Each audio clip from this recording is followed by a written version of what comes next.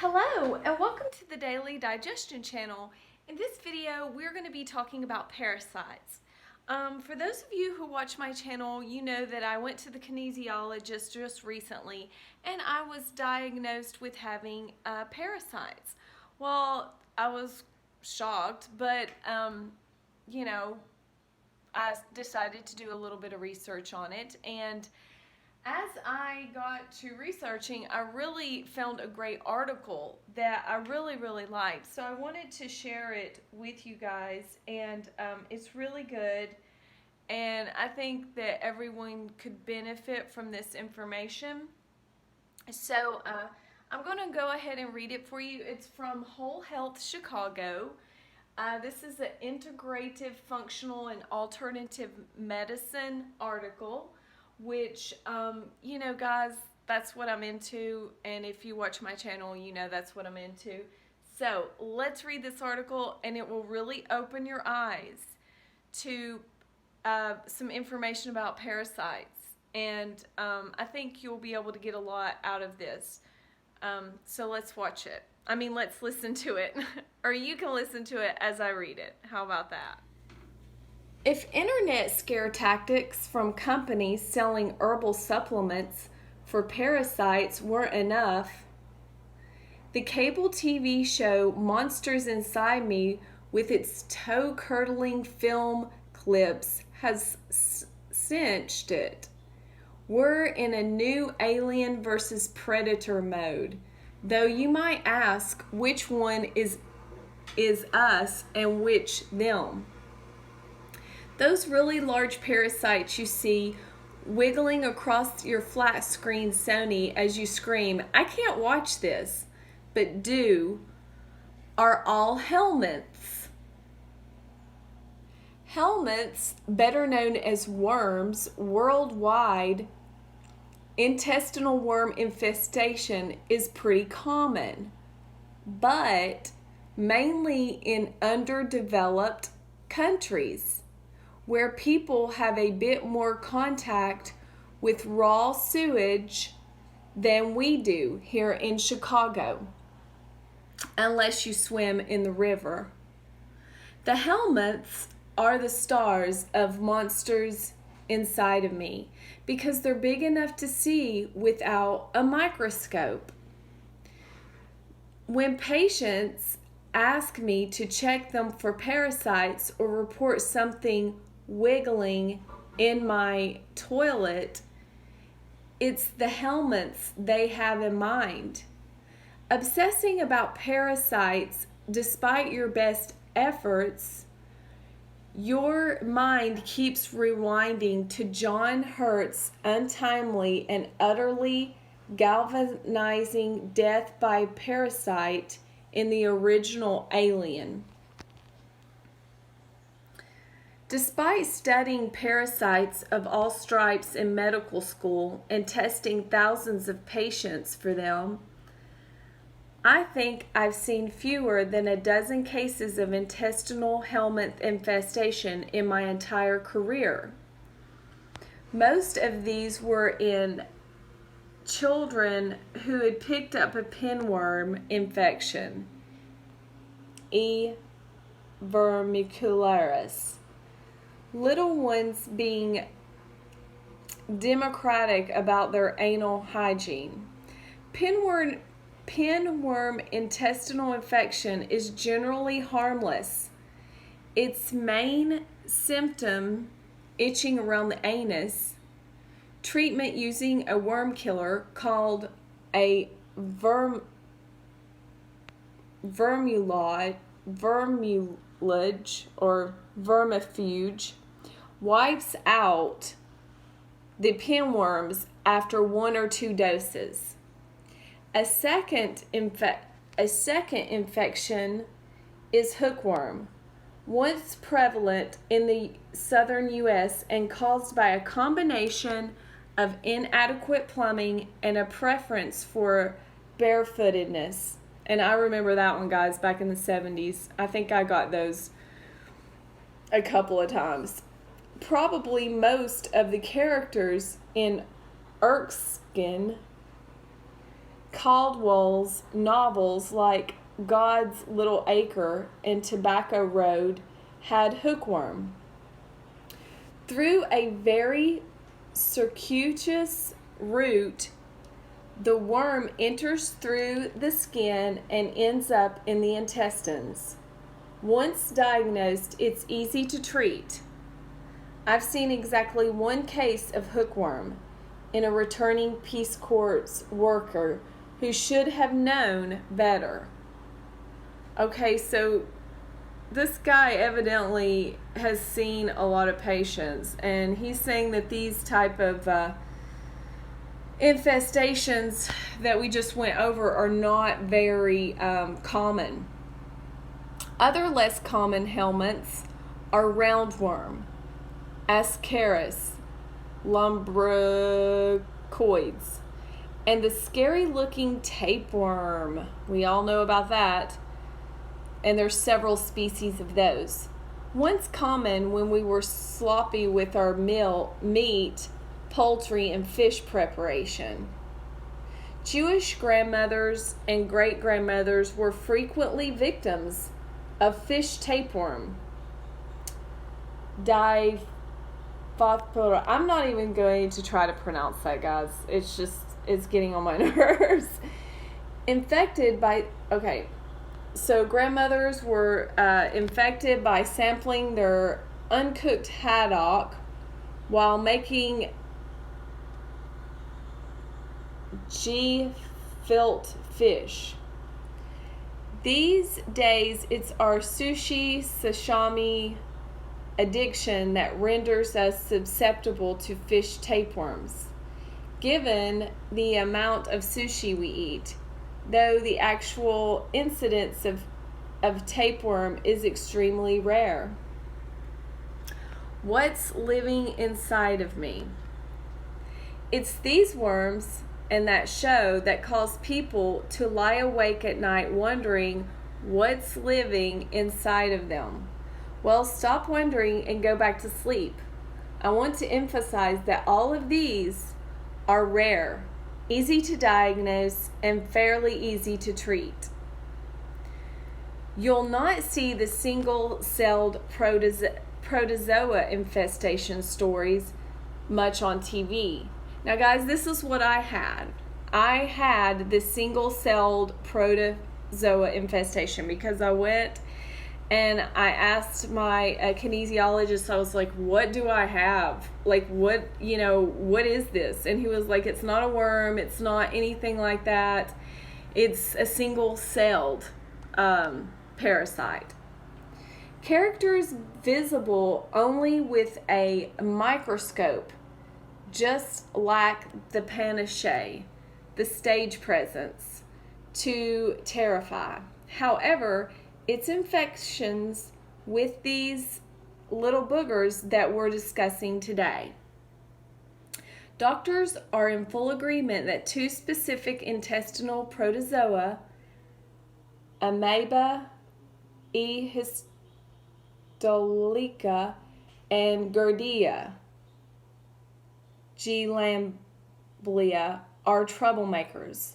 Most are acquired by the unappetizing fecal-oral route. Transmission, which is exactly what it sounds like, now go wash your hands.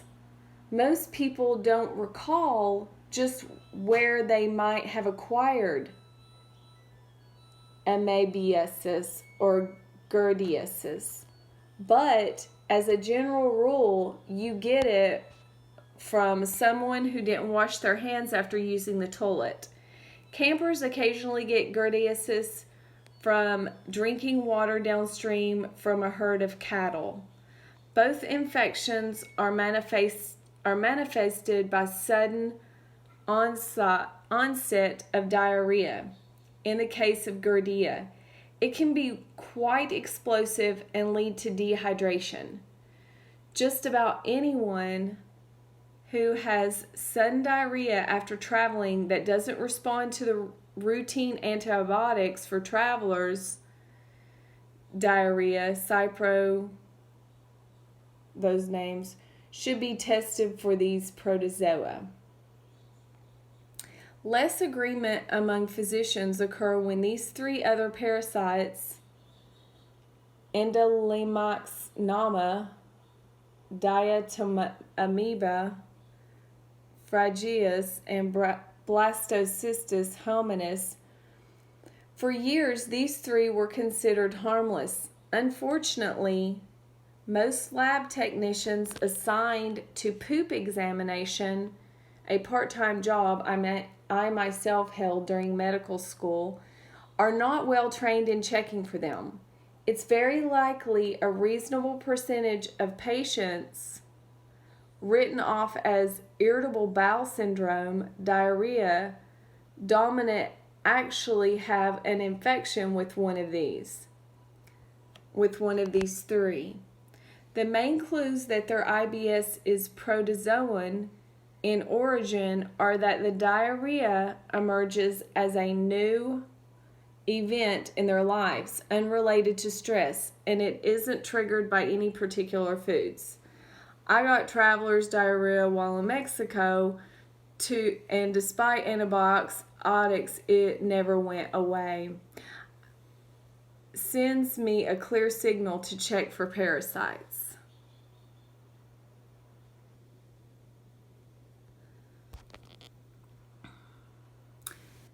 An easy fix. The combination of lab techs missing these parasites or physician disbelief that the three are troublemakers qualifies parasites for inclusion on our commonly misdiagnosis list.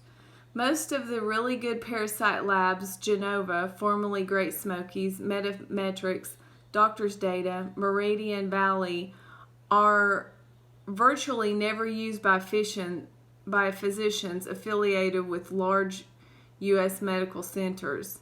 These doctors, preferring to blindly trust their hospital labs. I remember one patient telling me how she handed her Genova parasite test result showing heavy counts of diatomamoeba and blastocystis to her Northwestern gastroenterologist. He saw the lab and tossed it back without reading it, saying, "This is garbage. Never heard of this lab. Bet you got it from a chiropractor." This, of course, can potentially lead to years of unnecessary diarrhea. Nutritional guru Alan Gabby, MD, once remarked that if a patient has no access to one of the parasitology labs, she should take her specimen to a veterinarian and palm off her poop as belonging to her beloved pet. Veterinarians are much better than a conventional physician at diagnosing parasites. Once a diagnosis of any of the three parasites is made, treatment is generally straightforward with an anti-parasite med like Flagyl, metronidazole, an antibiotic like the Sufa drug Bactrim, or a combination of these. After treatment of any parasite, whether it is a helminth worm or a protozoan, a follow-up stool collection is mandatory to ensure it's been completely eradicated. Okay guys, so that being said, I didn't go the traditional route of getting like the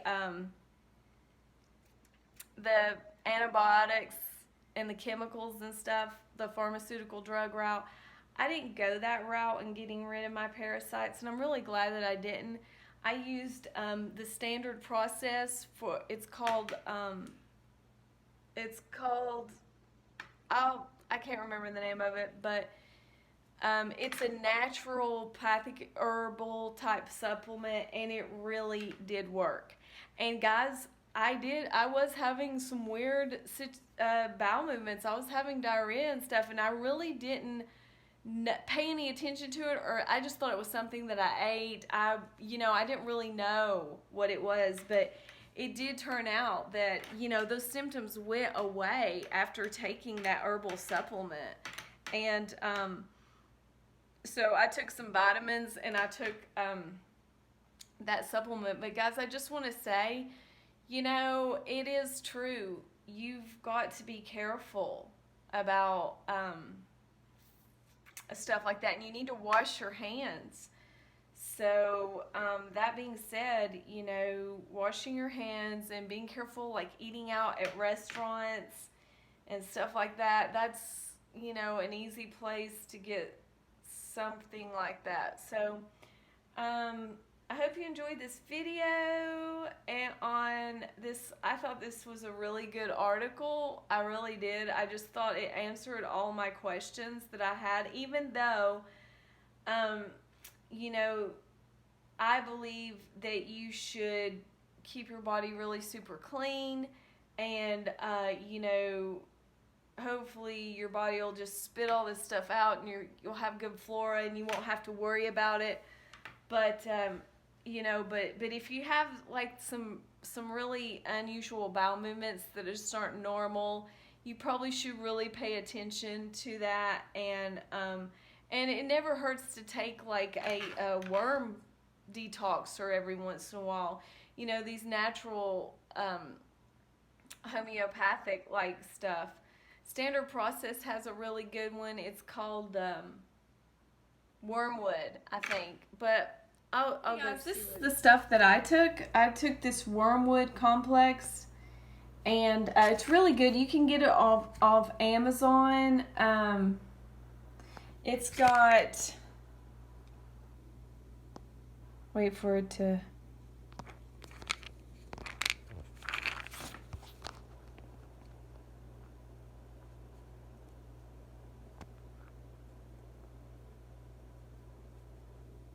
It's got black walnut hull,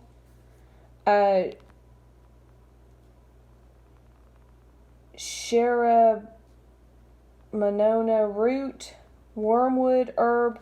But as you can see, it's completely natural, and it just has some, you know, really good herbs in it. No chemicals, nothing man-made. It's all natural.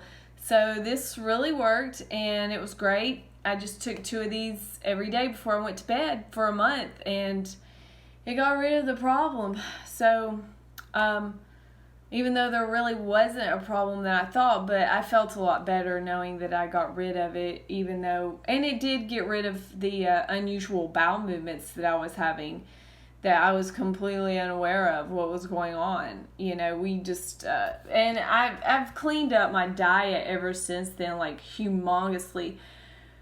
You know, I'm eating mostly raw foods and drinking a lot of vegetable juices, and eating as clean as I possibly can, and staying away from, you know, just keeping those channels open and keeping everything clear, you know, guys. So, so yeah, I hope you enjoyed this video.